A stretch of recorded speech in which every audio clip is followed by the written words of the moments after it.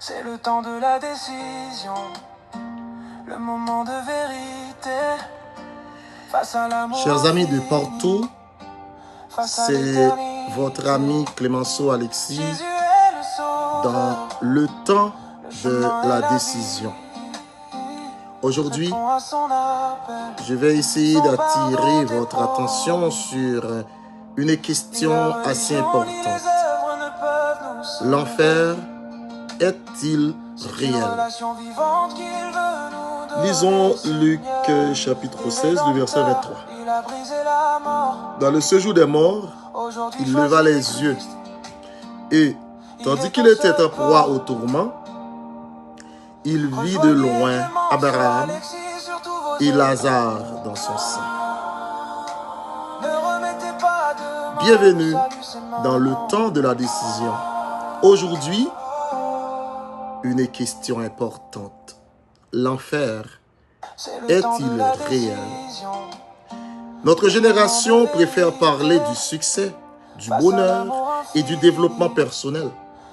Mais elle évite souvent de parler de l'éternité.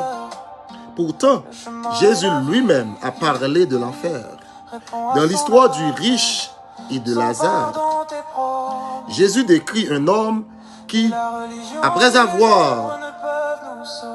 mort, se retrouve dans les tourments. Il se souvient de sa vie passée. Il regrette ses choix. Il désire avertir sa famille.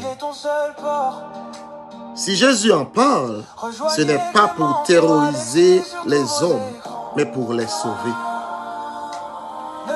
Lorsque un médecin vous avertit qu'une maladie peut vous tuer, il ne cherche pas à vous faire peur, il cherche à vous sauver. Dieu agit de la même manière. L'enfer est la conséquence ultime du rejet de Dieu.